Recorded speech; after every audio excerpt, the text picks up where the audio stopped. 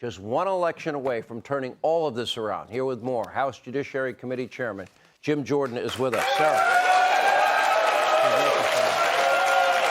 Mr. Jordan. So Garland said that Weiss has always had the authority to charge Hunter under any circumstances, anywhere.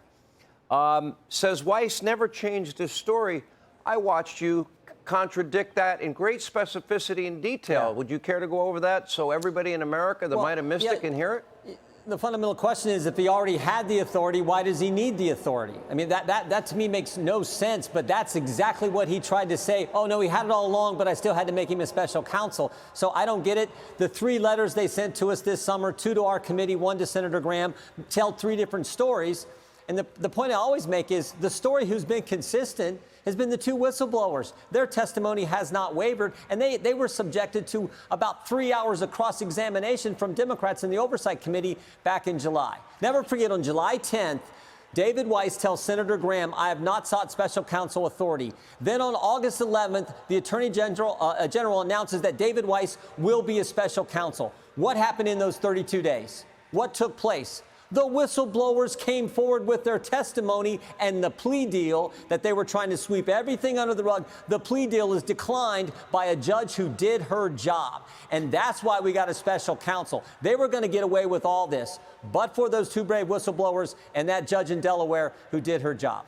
Let me ask you, you had a line of questioning with the Attorney General about the statute of limitations and why the statute of limitations lapped and why it was important in the years 2014 and 15. These were the Burisma tax years. Exactly. And then you gave 4 facts that I think are critical regarding this. Can you break that down for this audience? Well, the facts are real simple. Fact number 1, Hunter Biden gets put on the board of Burisma. He gets paid millions of dollars for those tax years, 2014, 2015. Fact number 2, he wasn't qualified to be on the board. In fact, he said it, not me. He said he got the position largely because of his last name. Devin Archer, in his deposition, said the brand was Joe Biden, the Biden name. Fact number 3, the Burisma executives asked Hunter Biden, can you help us? We're under pressure from the prosecutor. Can you help us? There's a call made to D.C. Fact number 4, Joe Biden goes to Ukraine, starts the process, and actually successful in leveraging our tax dollars to fire the very prosecutor who was putting the pressure on Burisma.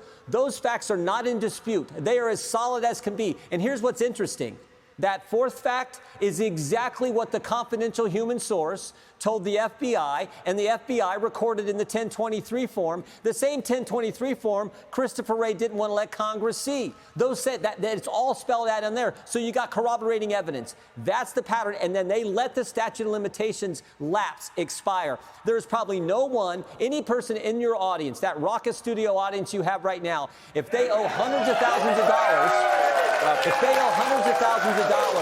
I bet the DOJ doesn't let the statute of limitations lapse for them, but they did for the president's son because Burisma goes to the White House. Joe Biden is involved. Not on the gun charge. They can do that. That doesn't involve Joe Biden. But on Burisma, it goes to Joe Biden.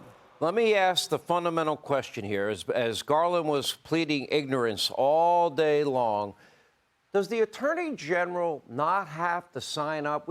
The first plan was no charges. The second plan was, okay, we'll do the slap on the wrist deal. We'll put in the plea agreement, an immunity deal, and in the gun diversion portion of this. Thankfully, that judge caught that. Right. Then plan C was, I guess we're going to have to indict him on the gun charge, but at least that still protects Joe. If Hunter has to be sacrificed, he gets sacrificed.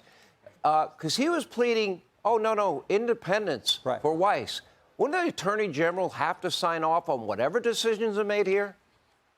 Well, you would think, particularly when supposedly David Weiss goes, and this is testimony we've got, David Weiss goes to the U.S. Attorney in the District of Columbia, and he declines to allow him to prosecute there. You would think the Attorney General would weigh in then, but it looks like he didn't. Now he's weighing in with the special counsel. The other thing I think is happening here in this 3rd plan, I think the special counsel allows him to extend this out even further. So we'll see what that all means.